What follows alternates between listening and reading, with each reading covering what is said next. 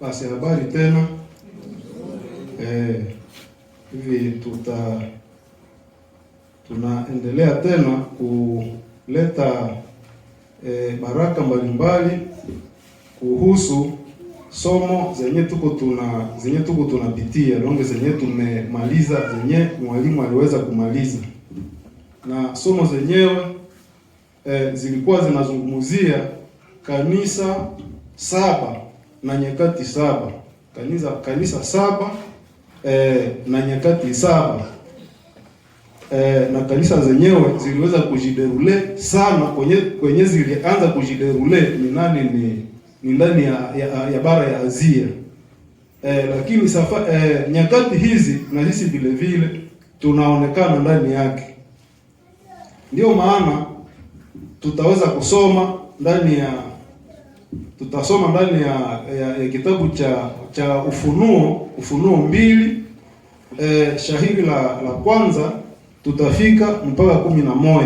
Maana ni kusema ukaona sana pale tutakuwa tumeshasema juu ya Efeso na juu ya Smurna, kwa sababu kanisa zote 7 hatuwezi weza kuzisoma na zitakamata muda mrefu, lakini tutaweza kusoma juu ya kanisa la Efeso na kanisa la Smurna, kwa sababu kupitia hii kanisa la Efeso na Smurna automatically tutakuwa tumeona zitakuwa zimereflete mara moja hali yote ya makanisa 7. Zitakuwa zimereflete deja hali yote ya makanisa 7, kwa sababu makanisa zenyewe kama zinaonekana, lakini zinapita ndani ya masituation mbalimbali. Zinapita ndani ya furaha kidogo sana, lakini mateso njoo ya mingi. Ndio maana tutasoma ndani ya kitabu cha Ufunuo sura 2 mstari wa kwanza mpaka 11. Inasema hivi: kwa malaika ya kanisa ya Efeso andika, maneno haya anasema yeye anayeshika hizi nyota 7 katika mkono wake wa kuume, naye anatembea katikati ya vile vinara 7, kwa sababu ninajua matendo yako na taabu yako na uvumilivu wako, na ya kuwa huwezi kuchukuliana na watu wabaya, tena umejaribu wale wanaojiita mitume umejaribu wale wanaojiita mitume nao hawako, la kama ukawatambua kwa uongo. Tena ulisubiri na ulikuwa na uvumilivu, na kwa ajili ya jina langu ulijitaabisha, wala hukutosha. Lakini nina neno juu yako, kwani umeacha mapendo yako ya kwanza. Kumbuka kutoka wapi ulipoanguka, ukatubu, ukafanye matendo ya kwanza. Lakini kama usipofanya hivi, nitakuja kwako upesi, nitaondoa kinara chako katika pahali pake usipotubu. Lakini nina neno hili, ya kuwa unachukia matendo ya Wanikolai, ndiyo mimi ninachukia. Yeye aliyo na sikio asikie neno Roho anayoambia makanisa. Yeye anayeshinda nitamupa kula matunda ya mti wa uzima ulio katika shamba la Mungu.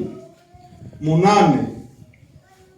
Na kwa makanisa na kwa malaika ya kanisa la Smurna andika, maneno haya anasema yeye aliye wa kwanza na wa mwisho, aliyekuwa amekufa naye anaishi tena. Ninajua matendo yako na mateso yako na umaskini wako, lakini wewe tajiri, na ninajua matukano yako. Ninajua matukano yao wanaosema ya kuwa ni Wayuda au si vile, lakini ni sinagogi la Shetani. Usiogope maneno yote yatakayokupata.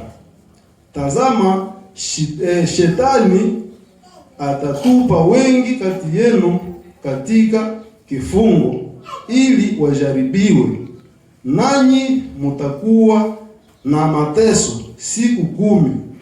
Uwe mwaminifu mpaka kufa, nami nitakupa taji ya uzima. Yeye aliye na sikio asikie neno Roho analoambia makanisa. Yeye anayeshinda hata umizwa na kufa kwa pili. Basi ile ni maneno ambayo malaika wa Bwana iko anajiadrese kwa Yohane. Na Yohane huyu ni mmoja wa mitume ambao waliweza kushinda pamoja na Yesu. Na kama tulisoma maneno haya, mwalimu wakati alitupitisha kwa hizi somo aliweza kutuambia ya kwamba anazungumzia makanisa 7, na nasema atazungumzia periode yenye alituambia kwamba periode hii iko na periode 3. Anasema huko wakati uliopita na wakati wa sasa na wakati utakao kuja. Lakini wakati tunasoma hii malaika, wakati iko nafunulia huyu Yohane, iko namwambia anasema kwa malaika wa kanisa fulani, kwa malaika wa kanisa fulani, kwa malaika wa kanisa fulani, kwa malaika, alafu anakuja akiongea mara 7. Donge anaongelea makanisa 7. Na wakati yenye tuliweza kusoma juu ya safari ya kanisa, tuliweza kuangalia ya kwamba safari ya kanisa ni moja, na mwalimu aliweza kutuambia ya kwamba safari ya kanisa ilianza ndani ya umilele wa Mungu hapa duniani, na safari ile inatembea mpaka siku itaweza kunyakuliwa. Nikaenda kuona ya kwamba kanisa iko na vituo mbalimbali, na kanisa yenyewe safari yake inaanza tangu mwanzo. Donge inaanza tangu Adamu, inaenda fika mpaka wakati huu ambao tunakuwa nao. Alafu mwalimu akituambia ya kwamba kuna wakati ambao ulipita, wa sasa na utakao kuja. Alafu wakati ambao unakuwa wa sasa ni huu wakati ambao tunakuwa ndani yake. Na akatuambia ya kwamba wakati huu ambao tuko nao inaanza wakati yenye Roho Mtakatifu anashuka. Ndio njoo wakati yenye hii wakati yenye tuko nayo, tuko ndani yake.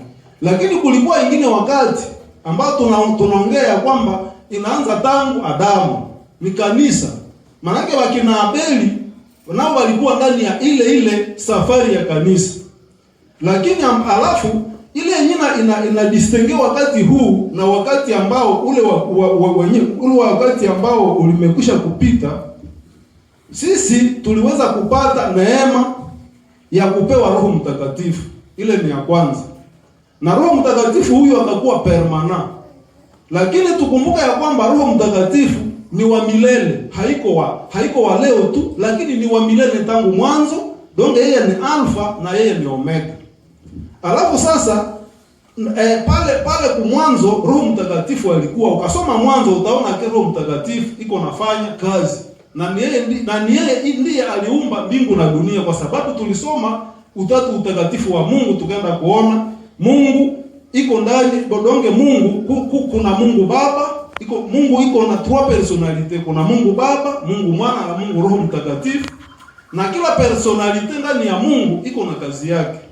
Mungu kwa ajili ya kupenda na kutoa, Mwana ni kwa ajili ya kuokoa, Roho Mtakatifu ni kwa ajili ya kuchunga, kuongoza, kufariji. Alafu kuna wakati mmoja ambapo kanisa iliweza kukua mbali na Mungu kupitia Adamu. Ni kusema Adamu ambaye aliumbwa pale Edeni, kulikuwa wakati moja aliweza kufanya dhambi na akapoteza utukufu wa Mungu. Mungu akajitenga, lakini huruma ya Mungu ilikuwa tu juu ya mwanadamu au juu ya kanisa. Mungu akaweza kurefleshire, akasema pana, nitatoa mwana wangu ili aende kutafuta kanisa. Lakini mbele ya kutoa mwana wake kusudi aweze kukuya kutafuta kanisa, kulikuwa maaktivite zingine ambazo zilikuwa za safari, lakini Roho Mtakatifu hakukuwa permanent. Ndio maana ulikuwa unaona mtu sawa, Mungu alikuwa anaweza kusimulia na Abeli. Roho Mtakatifu alikuwa anaweza kusimulia na mtu sawa, Enoke alikuwa anaweza kusimulia na mtu sawa mtakatifu sawa, mwenye alifanyaka nani safina Noa. Nao ni periode ambayo inakuwa katika ile safari moja. Alikuwa anaweza kusimulia na mtu Musa, ile nao ni nyingine periode. Alafu sasa kunakuwa periode ya kutoka kwa Musa mpaka Kalvari, mpaka msalaba wa Yesu Kristo. Ndio sasa pale Mungu donke Yesu anaisha kufanya kazi yake na Roho anaisha kushuka. Ndio sasa hiyo ndio wakati yenye tuko tunasimulia hapo. Lakini safari ni tangu mwanzo, tangu safari ni moja na kanisa ni moja. Alafu sasa hapa malaika anamwambia, analeta maneno ya makanisa, anasema kwa kanisa la Efeso, kwa kanisa la Smurna, kwa kanisa kwa kanisa la Smurna, kwa kanisa la Pergamo, kwa kanisa la Tuatera, kwa kanisa la Sardi, Philadelphia mpaka Laodikia. Basi hivi ile ndio safari ambayo tunazungumzia. Donc njo makanisa yenyewe tunazungumzia, ni kusema a partir ya Roho Mtakatifu kushuka. Roho Mtakatifu sasa amekuwa permanent. Alafu ninashukuru sana kwa ajili ya wimbo ambayo na Limere iliweza kuimba ya kwamba Mungu aliweza kutuma kwetu Roho Mtakatifu kwa ajili ya kutusaidia, ni msaidizi kwetu, ni kiongozi, ni donge yeye anafanya kazi mingi kwa ajili ya kanisa.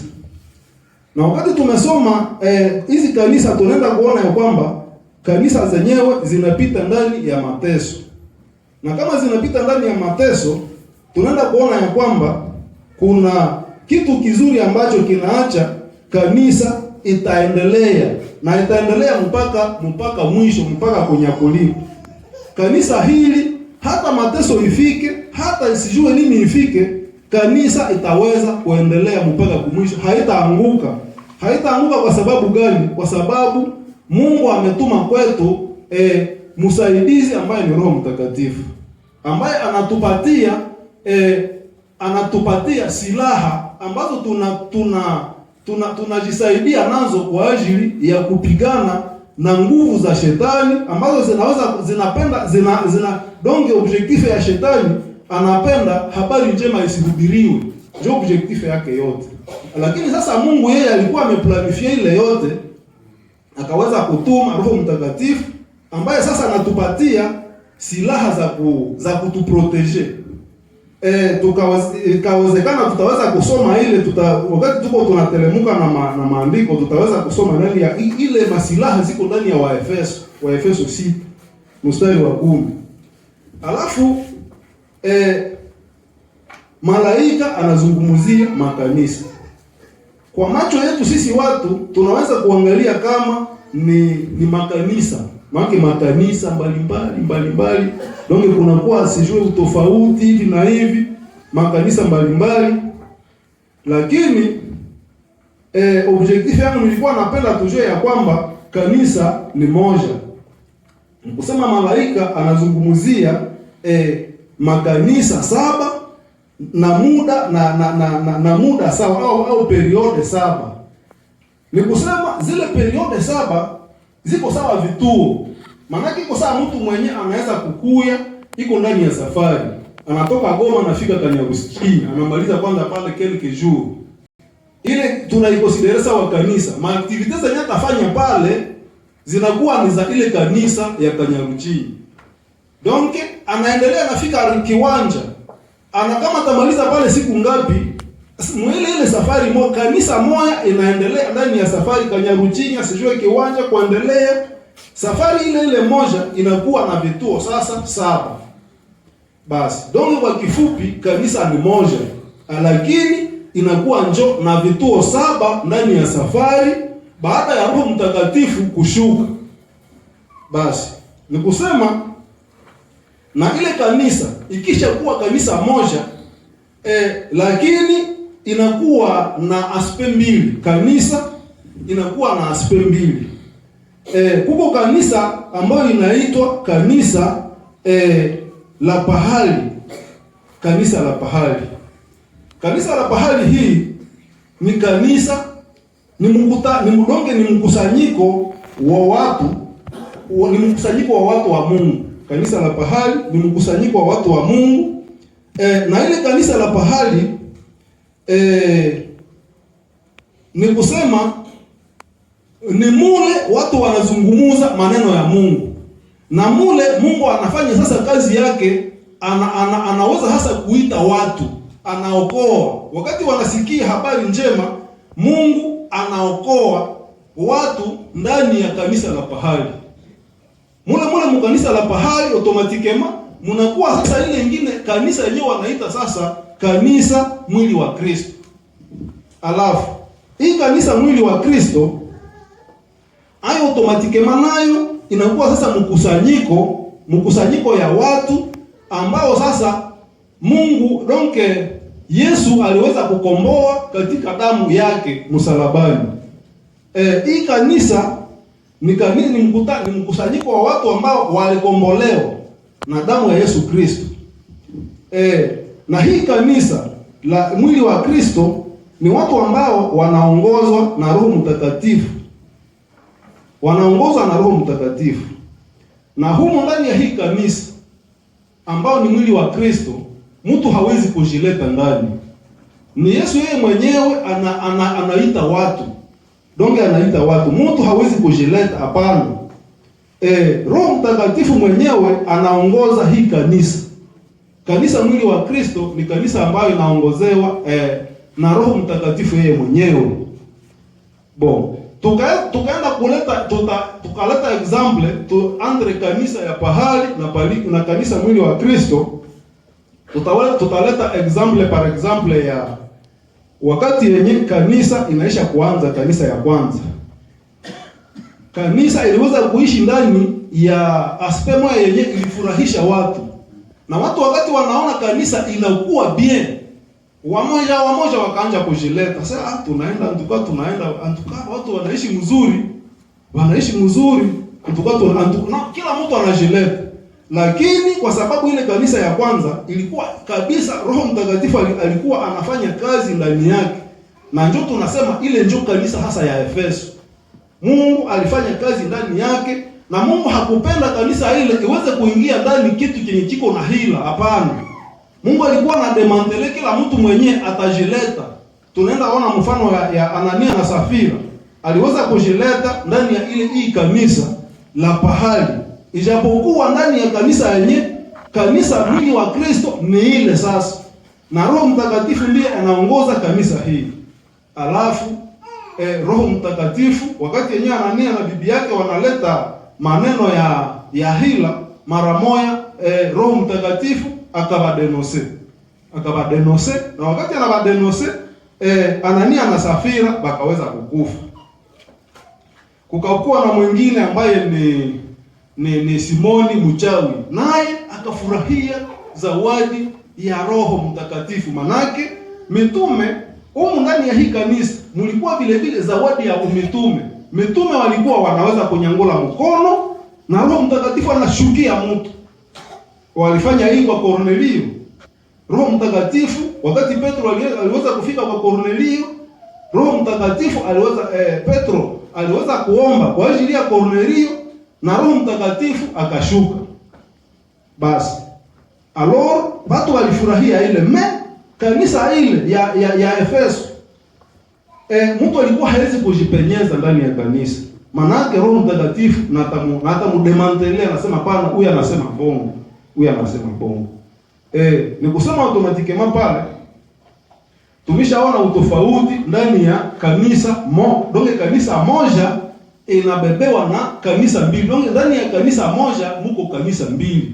Muko aspect mbili plito. Kuko aspect ya kanisa la pahali na kanisa la mwili wa Kristo.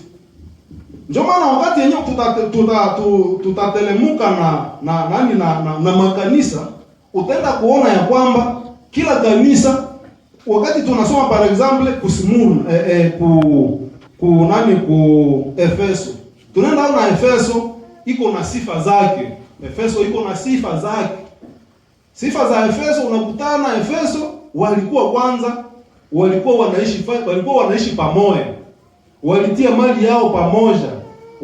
Walidumu katika kuomba, walidumu katika neno la Mungu, walidumu katika kugawa neno la Mungu nyumba kwa nyumba. Hii ilikuwa ni sifa ya hapa watu. Lakini kunaenda kuwa na ingine defi moja yenyewe wanasema defi moja hivi kanakuwa kanajipenyeza ndani, wanasema hawa watu nao kanisa la Efeso waliweza kusahau mapendo ya kwanza. Ile mapendo ya kwanza yakani unaenda kuona ya kwamba ni wakati ambapo waliweza kusahau wajane wa Wayunani. Walisahau wajane wa Wayunani, lakini ukaona sana walijiretrouver. Roho aliweza kuwaambia akasema pana kule hivi kumisha kuwa manunguniko ya wajane wa Wayunani. Wakasema kumbe kama ni hivi, kumbe tufanye kitu kidonge, tufanye rassemblement. Wakafanya rassemblement, wakachagua wengine watu 7, wengine mitume 7 ambao watahusika na huduma ya meza. Ndio unaenda ona Roho Mtakatifu alifanya kazi ndani ya kanisa ya Efeso. Na ile ni sifa ya kanisa la Efeso, na automatikema kunakuwa defi au kitu cha kuepuka. Mwa ile kanisa ya Efeso, malaika yeye wakati anaenda kufunulia Yohane pale kisanga ya Patemo, anaenda mwambia aseme sifa yako ni hii, antuka nyie mulifanyaka hivi, nyie mulifanyaka hivi, nyie mulifanyaka hivi, lakini mulisahau mapendo ya kwanza. Donc ile ni njo aspect ya kila kanisa. Alors kama kanisa ziliendelea au vituo visaba viliendelea, kanisa la pahali lilikuwa liko pale na kanisa mwili wa Kristo nao ulikuwa huko pale. Lakini ukaona sana kanisa mwili wa Kristo ilikuwa inateseka saa moya ndani ya kanisa la pahali. Kwa sababu gani? Kwa sababu kanisa mwili wa Kristo ndio walikuwa wanaona makosa, wanaona kabisa makosa. Wanasema hata kama tunaikala hapa, lakini haiko kawaida basi. Hata kama tunaikala hapa, haiko kawaida. Na hiyo ingelifaa kila mtu Mungu aweze kumupatia ile macho ya kukua tunaona vitu vyenye haviendeke ndani ya kanisa, kwa sababu sisi ni kanisa mwili wa Kristo. Mungu angelitupatia macho ya kukua tunaona vitu vyenye haviendeke.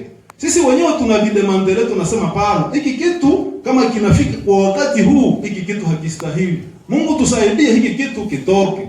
Kwa sababu Mungu ametupatia uwezo, ametuvika na silaha ambazo ni za roho ambazo zinatuongoza, ambazo zinatuleta kunani kuhepa ile hila za nani za muovu. Na ile ndio furaha ambayo sisi kanisa mwili wa Kristo tunaishi nayo. Ni kusema Mungu angelitupatia ili ya kukua tunademandeleka kitu kabisa, kitu kama kanafika, hii ni hila ya shetani hii. Na ukisha itamandelea tuka jina la Bwana linabarikiwa. Basi ni kusema tunaisha kusema juu ya kanisa mwili wa Kristo, na tunaisha kusema juu ya kanisa la pahali. Hivi kanisa ni moja, ila kanisa hivi kanisa ni moja, ila kanisa 7 ambazo zinafunuliwa na Mungu kwa Yohane ni vituo 7 ambavyo kanisa inapitia ndani yake. Kupitia vituo hivi au kanisa hizi, Mungu alionyesha sifa ya kila kanisa, au ile sisi kanisa ya leo tunaitwa kufuata. Donc sisi kanisa ya leo tunaitwa kufuata, tunaitwa kufuata ile ambayo Mungu aliweza kuonyesha Paulo, na tukafuata ile kanisa letu, kanisa ambalo tunaishi ndani litakuwa kanisa la salama, kanisa ambalo litaishi na furaha, kanisa ambalo halitakuwa na wasiwasi wa safari. Itakuwa kanisa ya furaha. Ni kusema kanisa haitaanguka. Hakuna siku kanisa itaanguka, hapana. Ile kwanza tuamini ile kanisa ipigwe na shetani, kanisa haifanye namna gani, sawa na gisi makanisa 7 walituelezea nazo hapa. Kanisa haitaangukaka. Ile kanisa ambayo ni mwili wa Kristo haitaanguka hata siku kidogo. Kama kanisa fulani sanamu iliweza kushimama ndani, haikuweza kuangusha kanisa mwili wa Kristo. Kwa sababu kanisa mwili wa Kristo, Mungu anasema ya kwamba baki ilikuwa inabakia tu. Baki ilikuwa inabakia tu. Na sisi ni baki. Na kama tuko baki, ni kusema manunguniko isingelikuwa tena katikati yetu. Au vitu ambavyo vitaacha tunakwazika kuweza au tutakuwa na uzito wa kuweza kuhubiri habari njema. Kwa sababu hii habari njema ndiyo ambayo inaleta katikati ya watu kanisa mwili wa Kristo imani. Kwa sababu hii imani inakuja kwa kusikia. Kumbe tuko na wajibu mkubwa sana wa kuweza kuendelea kuhubiri habari njema. Basi ni kusema kupitia vituo hivi au kanisa hizi, Mungu alionyesha sifa ya kila kanisa, au ile sisi kanisa ya leo tunaitwa sisi kanisa ya leo tunaitwa kufuata, na ile ambayo tunaitwa kuepuka. Hivi kanisa haitaanguka hata kidogo, tuamini hili. Tutaendelea mpaka siku yenye Mungu atatunyakuaka tu. Tutasikiaka ile baragumu ambayo Mungu ataweza kupiga na tutanyanguka. Tutaendelea kumkutana ndani ya mawingu. Na pale ndani ya mawingu ndio sasa kwenye tutaanjaka hasa kuleta hasa malamantasio zenye tulipasha kuleta huko. Kwa sababu ukaangalia kila mtu ndani yetu, tukaangalia kila mtu hapa moja kwa moja, kila mtu iko na difficulty ambayo inamsumbua ndani ya upashaji wa habari njema. Ukasema tukaanzia hapo, huyu akasema difficulty yangu ni mimi nasumbuka kufuatana na hivi. Lakini ndani ya hivi vituo visaba au kanisa 7, mko ndani makanisa ambayo Mungu alikuwa na wakati Yohane anafunuliwa, kuko wakati Yohane Mungu alimuonyesha ya kwamba kanisa ilikuwa inapita ndani ya masumbuko, naye alikuwa anaona. Lakini kuna wale ambao alikuwa anapongeza, anasema pana basi vraiment pole sana, kwa sababu muliweza kuvumilia, muliweza kudumu katika neno, muliweza kufanya hivi kufatana na hivi. Kuna zawadi ambayo nitawapatia, mutapokea taji ya uzima, mutaangara hivi, mutapokea nyota. Ndio kuna vitu ambavyo tutapokea kufatana na gisi tuliweza kufanya kazi hapa ndani ya mateso. Hivi mateso isitulete kukua timide, tuna jiachia mara moja. Hapana, pale shetani atakuwa anataka fanya, atafurahi. Hivi kama wewe ni muimbaji, kazana, kwa sababu mimi sina ile zawadi. Kwanza kokota naye anasemaka hapa, haizi hata kudanganyika. Muimbaji na wewe kazana, kwa sababu kupitia kazi yako sisi tunaburudika, sisi tunaendelea kuokoka. Muinjilisti naye, uinjilisti haiko wa wote. Na wewe muinjilisti na wewe, pole sana kwa ajili ya mambo yote ambayo unayapitia ndani ya safari hii ya kanisa, maana ni mateso. Lakini Mungu ametuvalisha. Mungu kama ametuvalisha, basi ile mateso ambayo tunaipitia, kila mtu akuwe naiweka sawa heri. Ni heri.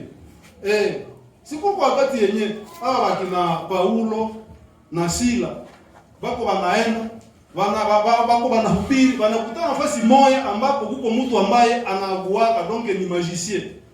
Ule mtu akasema watu ni watu ya Mungu, Mungu asikie. Au akasema bongo yako pepo kemewa. Pepo akatoka ndani ya ule mtu. Wakati pepo inatoka ndani ya ule mtu, basi ile faida ambayo jamaa yake ilikuwa nayo kupitia ule mtu, wakaregrete, wakasema watu mbona wanatuharibishia kitu ambacho ni resource, wakawafunga, wakawapiga. Maandiko inasema ya kwamba walifurahi kwa sababu wamepata heri, wamepigwa kwa ajili ya habari njema. Ni kusema, tumesema ya kwamba kila makanisa ambayo yalipita au kila vituo 7 ambavyo vilipita ndani ya ile wakati, ni kusema kila kituo kiko na heri yake, ni kusema kiko na sifa yake, na vile vile kiko na kitu ambacho tunapasha kuepuka. Kinakuwa kwanza na sifa, maana Mungu iko naangalia, kwa sababu iko kanisa mwili wa Kristo. Mungu iko naona matendo yote. Ukaangalia wote wenye makanisa yote yenye ilipita, Mungu alikuwa anajua matendo. Alikuwa anasema mimi najua matendo yako, mimi najua na mapendo yako, mimi najua mapendo yako, mimi najua na matendo yako. Ni kanisa mwili wa Kristo. Hivi kila kanisa iko na sifa zake. Tukapima kwanza kusema juu ya sifa azo peke. Utaenda kuona huko, par exemple tunaisha kusoma juu ya kanisa ya Efeso. Tunaenda kuona sifa yake ilikuwa ni kusema yeye alikuwa donke, mwalimu anasema hawezi hawezi kuchukuliana na watu wabaya. Ndio sifa ya Efeso hili. Sifa ya Efeso, mtu mbaya ni adui. Kama mtu anasema huyu ni mtu mbaya, ule mtu mbaya asiingie ndani ya kundi. Kwa sababu gani? Atatesa kundi. Kila siku mtakuwa muna exhorte, alafu mnasumbuka. Kanisa la Efeso hayo, Mungu yeye mwenyewe alikuwa anafanya ile kazi. Alifukuza wale watu wenye tunaisha kutaye, tumemweza kuwasikia. Alafu defi yake au kitu ya kuepuka kwake ilikuwa aliacha mapendo ya kwanza. Lakini Mungu asifiwe, kwa sababu alimpatia wakati yeye alikumbuka, na akaleta mara moja huduma ambayo haikukuwa ndio huduma ya meza. Kanisa ya Efeso alikuwa na sifa nyingine. Anajaribu wanaojiita mitume wala wao si mitume. Anachukia matendo ya Wanikolai. Mungu mwenyewe ambayo Mungu mwenyewe naye anachukia. Maana kitu ambacho Mungu anachukia, kanisa la Efeso nayo inakichukia vile vile. Donc ile ni sifa ambayo vraiment kanisa letu lingekuwa na ile sifa, kanisa tutaishi na furaha, tutaishi na salama, na safari yetu ya kanisa itaenda vizuri. Alafu tuliweza kusimulia juu ya Smurna. Mwalimu wakati anatuambia juu ya Smurna, kanisa la Smurna au kituo ya kanisa ya Smurna ndani ya safari ya kanisa. Basi Smurna hayo ilikuwa ni mateso, donge mateso. Na wakati tumesoma Smurna ni kusema hayo Mungu alipermettre mateso yaweze kupatikana ndani ya Smurna. Mateso yatakuwa, na wakati ile mateso yalikuwa niliweza kujiuliza, mimi nasema kwa nini Mungu aliweza kupermettre mateso Smurna iweze kuipata? Kwa nini? Nikaenda kwa sababu Mungu yeye ni muweza yote. Mungu ni mambo yote ndani ya yote. Kama anapenda uweze kupata furaha na utaipata.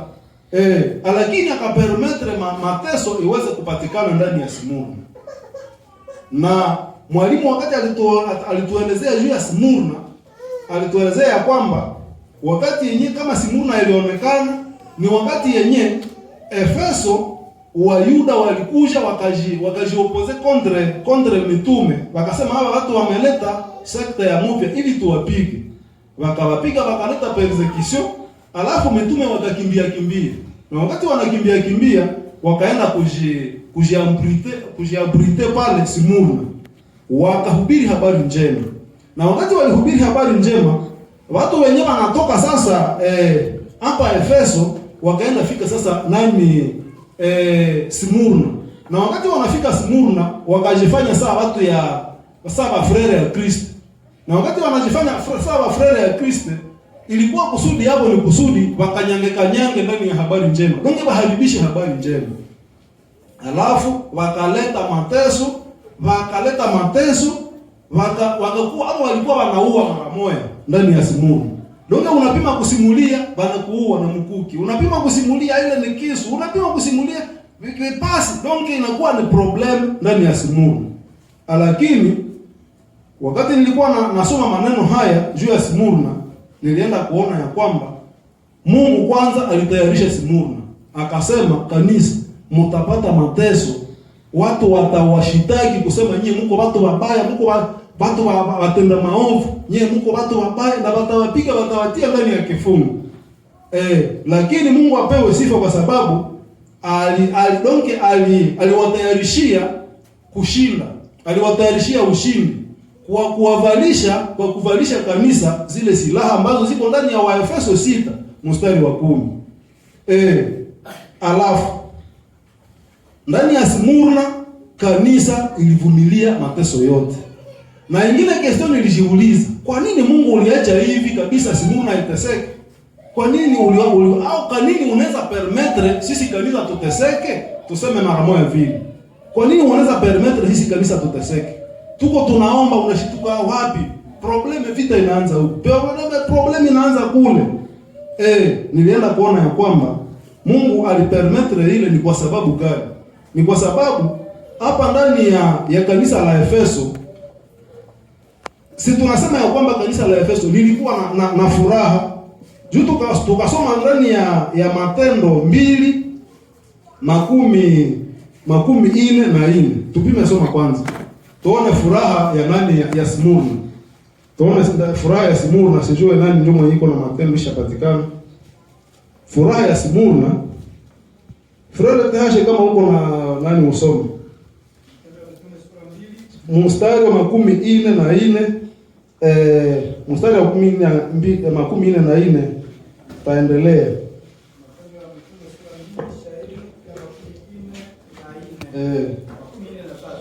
Okay. Woga uliingia kila mtu, na alama na maajabu na alama na maajabu nyingi zilifanyika na mitume. Na wote walioamini walikuwa pahali pamoja, walikuwa na vitu vyote ushirika. Waliuza mali zao na vitu vyao, wakagawia watu wote kama kila mtu alivyokuwa na uhitaji. Na siku kwa siku kwa nia moja waliingia hekaluni, wakivunja mkate nyumba kwa nyumba, na kupokea chakula chao kwa furaha na kwa moyo mmoja, wakisifu Mungu na kupendeza watu wote. Naye Bwana aliongezea kanisa kila siku wale waliokuwa wakiokolewa. Tuachie pale. Munaona furaha ambayo kanisa la Efeso liliishi ndani. Alafu na watu wa nje nao waliona ile furaha, wakakuwa na tandase ya kuimite Efeso. Maana wa kuimite Efeso, au kama ulishakuwa ndani ya Efeso kabisa, uko ndani ya ile Efeso, manake uko mtu wa maana sana. Kwa sababu Mungu anasema, maandiko anasema ya kwamba maajabu yalionekana, Mungu alionyesha maajabu. Njoo wakati yenyewe wakina Petro walikuwa wanaweza fika ndani ya nyumba fulani, wanaombea mtu ambaye alikuwa ni kiwete, anapona mara moja. Banafika fasi fulani, donc uko ulishagonjwa magonjwa marefu, lakini wakati yenye mhuduma wa Efeso anafika pale, anafanya tu hivi, mtu mara moja anashimama. Wengine wanabeba na vitanda, mwenyewe alikuwa analala ukitana na kibeba. Alafu kanisa ikakuwa na furaha, ikakuwa sawa hospitali. Basi njoo Mungu yeye alikuwa anaona ile, akasema pale, hapa watu nikawaacha ndani ya hii hali, watasahau safari. Si ni vile? Watasahau safari, aloke safari yetu ni ya kwenda mbinguni. Mateso au furaha ni kuenda tu mpaka siku yenyewe tutanyakuliwa, tuende kufika mbele ya Yesu, tumuone hivi macho kwa macho. Wakati niliona ile, nikaenda ona Mungu aliacha ile na makusudi. Aliacha mateso na makusudi kwa sababu kanisa iweze kudonge, tumaini ya kanisa iweze kukomaa. Mateso ambayo tunakuwa ndani yake inakumalisha tumaini yetu. Donc tuweze kukomaa, tumaini yetu ya kwenda mbinguni iweze kukomaa. Persecution hii inapaswa kufika kwa kila mtu, na inakuja kwa namna mbalimbali. Kuko wengine wenye inakuja kwa hii sura ya kufungiwa kwa ajili ya habari njema. Kuko wengine wenye uko unafundisha maneno ya Mungu na unaona hakika uko inspire na Roho Mtakatifu, na hii ni kweli. Lakini wakati unaleta maneno ya Mungu unakutana kunaisha kukua contradiction. Vraiment exhortation ni kwamba katika habari njema, katika kuhubiri habari njema, kila kitu ambacho kitatusumbua tukiachie, ikikuwe heri kwetu, kwa sababu Mungu iko anatuona. Hivi kila mtu angelileta tena hela ya mpya kwa ajili ya kupasha habari njema. Sisi kwetu ambao tunakuwa wahubiri, sisi kwetu ambao tunakuwa wote kisi tuko wote, tuko wahubiri wa habari njema, kwa sababu ile ndio recommendation ya Yesu Kristo. Tuko wahubiri, lakini wakati tunasoma hii makanisa tunahubiri ndani ya mazingira mabaya sana. Alafu tukue hodari tukijua ya kwamba ijapokuwa mazingira isituache tuweze kunyamaza kutangaza habari njema, kwa sababu hii ni wajibu wetu. Kuna watu ambao Mungu wako ndani ya Mungu anawajua, ambao hawajahubiriwa, ambao watahubiriwa kwa ajili donge. Sisi tutawahubiri, na wakati tutawahubiri wataokoka, watatukutana hapa. Basi tunaisha kusoma juu ya Simurna, Pergamo, maana tulisema ya kwamba kila kanisa iko na sifa zake. Tunaenda kuona Pergamo ayo, wakati mwalimu alikuwa anatelemuka nayo Pergamo, tunaenda kuona ya kwamba defi ya Pergamo au kitu cha kuepuka juu ya Pergamo, walishikamana na mafundisho ya Wabalama, walishikamana na mafundisho ya Balama, walishika mafundisho vile vile ya Wanikolai. Kitu ambacho kinakasirikisha Mungu ndio chenye walikuwa wanakuwa hapo. Unaona, automatically mimi naenda kuona ya kwamba hii kanisa la pahali ililitesa sana kanisa mwili wa Kristo. Lakini kwa sababu watu basi hawagawanyanake, watu hawagawanyanake, ndugu zangu. Ndio tunapasha kuenda tukikamatana mkono kwa mkono. Yule ambaye anaanguka ndani ya shimo tunamkokota, tunaenda tu, kwa sababu tunaitwa vile vile kusaidiana. Ndani ya Pergamo mulikuwa madega, donc wanashikamana na mafundisho ya Balama. Manake mafundisho ya Balama ni corruption. Mwalimu alituonyesha kinaga ubaga ni corruption. Balama wanamuita sema aende atoe unabii kwa ajili ya Israeli, lakini yeye anaenda hasa kutoa contraire ya kesi Mungu aliweza kumtuma. Na Mungu akamkasirikisha, akatumikisha punda, vraiment ikakuwa vitu ya aibu. Juu ya Pergamo huko sifa, ni kusema ndani ya Pergamo hakuna hakukana jina la Mungu, wala hakukana jina la Mungu, hakukana jina la Mungu, wala hakukana imani. Aliendelea na imani, aliendelea na tumaini. Ni kusema ile ni vitu ambavyo tunapashwa iga, ambavyo vinapaswa kutusaidia ndani ya safari ya kwenda mbinguni. Na hivi vingine ambavyo Mungu hataki, hivi yafaa tunaviangalia kwa makini, mafundisho ya Balaamu. Tunaingia sasa kutwatera. Twatera yeye Mungu alikuwa anajua matendo, anajua mapendo na kazi na imani na uvumilivu wa Twatera. Mungu anaona Twatera, anajua uvumilivu wake, anajua yote ambayo Twatera anapita ndani. Lakini sifa ya Twatera ilikuwa matendo yake ya mwisho ilikuwa ya mingi kushinda matendo ya kwanza. Haona kisi ni kitu kizuri sana.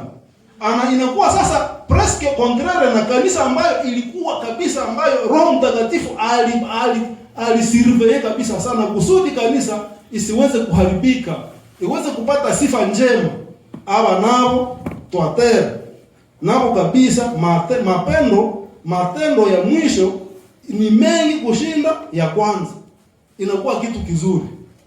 Matendo yetu yasiweze kupunguka hata kidogo, kwa sababu tunatawaliwa na Roho Mtakatifu, ndiye anatuongoza. Basi, alafu defia Twatera au kitu kibaya kwa Twatera, waliacha Yezebeli kanisani.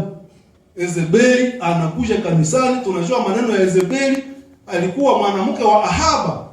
Na maandiko haya yanasema Yezebeli aliweza tena kuonekana ndani ya makanisa haya saba. Ndani ya kanisa ya Twatera Yezebeli aliweza kuonekana. Ni kusema vitu vyenye huyu aliweza kufanya ndani ya kanisa ni vitu ambavyo vinafanana ambavyo Yezebeli aliweza kufanyia Israeli kule ndani ya kipindi chao cha safari. Si tulisema safari ni moja. Lakini Yezebeli naye alienda fanya kitu kibaya kule, kanisa ikapata problem. Na hawa watu hawakuweza kudemantele Yezebeli, wakamwachilia. Lakini kama Roho anatuongoza, kama Roho anashuhudia ndani mwetu ya kwamba sisi hatupendi dhambi, tutademantele Yezebeli ndani ya safari yetu ya kwenda mbinguni. Yezebeli anaweza kukua hata rafiki yako. Maandiko anasema Yezebeli alidanganya watu, alidanganya na kanisa, mwili wa Kristo ikasufiri, kwa sababu inakuwa na hivyo. Naona tu mimi hakuna cha kusema. Yezebeli akatesa kanisa. Ni kusema tuangalie sana, maana Yezebeli anaweza kukua hata pembeni yako, sawa rafiki yako, atakuya na nini na maneno ya kukudanganya. Kumbe tubakie ndani ya kuomba, tubakie ndani ya kutangaza habari njema, tubakie ndani ya kudumu katika upashaji wa habari njema, katika yote, katika maombi, tukiwa na kujua ya kwamba mateso yote ambayo tunayapata ni heri ambayo tutaongelea mbele ya Mungu. Lakini Yezebeli huyu atafika karibu na wewe, kisha unamuongelea, unasema unajua mimi ndani ya huduma, unajua kisi mimi nateseka, mimi ni hivi, Yezebeli atashimama mbele yako, atakwambia hapana, mtu anaweza kuteseka hivi, kwa ukae roho utiwenda asa tuende. Kanisa la bahari nasema hapana, ukae hai, ngaenda, mimi naenda. Mateso yanabakia kwa sababu mtu mmoja akatoka kwenye tuko, kwa sababu alisumbuka. Mimi nakuambia tutabakia na mateso, kwa sababu tutabakia tuko nasema fulani ale haji. Nasikia Mungu mnasikia. Yuko saa Mungu mnaniona niko na kwa saa mwenye akose akusikie basi. Lakini tuendelee kuomba sana. Kanisa ya nani ya Efeso ilibaki fasi moja. Ile ni aspect ya kwanza ya nani ya sifa ya Efeso. Ilibaki fasi moja. Kisha wakagawa yote kwa ushirika. Kwa nini tusiwafanane? Tunapaswa kuwafanana kwa sababu roho huyu iko ndani yetu. Basi kanisa la Tuatera tunaisha kuimaliza. Wale walifanya kitu kibaya, Ezebeli walimwentretenir ndani ya kanisa na ikaleta machukizo kwa Mungu. Alafu Sardi wakati tunafika kwa Sardi hapa, wakati tuliwasoma walikuwa watu wenye walikuwa hawapendi vitu vya ovyo ovyo. Hawakuchafua nguo zao. Hawakuchamaki, waliishi na utukufu wa Mungu ukionekana katikati yao. Ile anduka niliweza kuona ile pale. Na sikuweza kuona defi kabambi hapana. Hata kama walikuwa wanatangaza ya kufukuza watu. Tuone basi ile utakatifu. Kwa sababu utakatifu haiwezi kupenda, hakuna mtu hakuna uhusiano katikati ya jua na giza. Nuru na giza hadi wasiliana, wale tuwaache vraiment. Wale tuwaache. Havana tusiseme vraiment madefi na tuna exagere au vitu vibaya. Na tuna exagere. Sardi tukafanana nao ni mzuri tu. Lakini ile mapendo ya kwanza tunakuwa tunatirana nayo attention. Basi kisha kunakuwa sasa Philadelphia. Hii Philadelphia nayo ilikuwa ni mapendo kabisa. Wakati mwalimu aliexplique si Philadelphia, tulienda kuona Philadelphia hapo walikuwa na mapendo ya kuzidi. Kwa sababu walitoka wakaenda kutangaza habari njema. Kusema Philadelphia hayo iko très différent na nani na Efeso. Bieke zinafanana, lakini wao walitoka. Kwa sababu Efeso wao walibakia ndani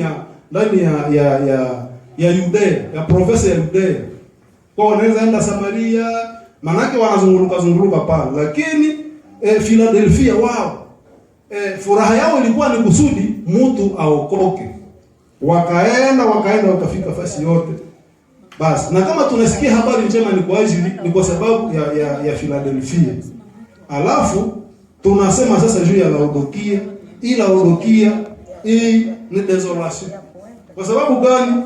Tuliko desolé kwa sababu tuko njo periode hasa sisi tuko ndani. Manake mwalimu sasa alisema juu ya Philadelphia. Akasema ya kwamba ni watu wa uvuguvugu, si moto, si baridi. Na ile moto au baridi, Mungu akasema ile antuka mko uchafu na mtatapika. Na hii ni desolation. Mungu atusaidie tusiweze kufanana hii Philadelphia hii Laodikia, hata kama tuko ndani ya ile period. Lakini Mungu alisema ya kwamba anajua matendo yake. Anajua matendo. Donge Mungu anaangalia finali Laodikia. Anajua matendo yake. Lakini ile matendo ni mabaya kwa sababu si baridi wala si moto. Anasema ya tafadhali ungelipaswa kuwa baridi au kuwe mara moja moto. Yeye ni uvuguvugu. Ni uvuguvugu. Kitu ambacho nilikiona ambacho kinakuwa sawa sifa ya Philadelphia ya Laodikia. Malaika aliweza kusema Laodikia wako na nguvu. Alafu ile nguvu ingeliweza kukua exploiter. Ingeliweza kukua exploiter kwa sababu nguvu yake hata kama iko na nguvu ni si moto wala baridi. Ni kusema asubuhi anaweza kuwa kanisani, magharibi anaenda patikana kule kudoka. Mnaelewa kudoka? Kule kudoka. Kuna kwa watu wanavalaka hinaki vitu hidogo maana mtu iko presque ni. Ule ataenda onekana asubuhi iko mu ibada. Magharibi kudoka. Maana anageuka nyoka mtu ya mbahari. Njoo Laodikia iko laana hii. Tusifanane Laodikia anduka iko laana hii tuikwepe. Sie tunafanana hawa watu ya Efeso. Si vile kanisa. Hawa watu hapana Laodikia no. Sie tuko Efeso. Sie tuko Efeso. Sie tuko Sardi. Sie tuko Philadelphia. Basi nini inaweza zuia? Tunaongozwa na Roho Mtakatifu.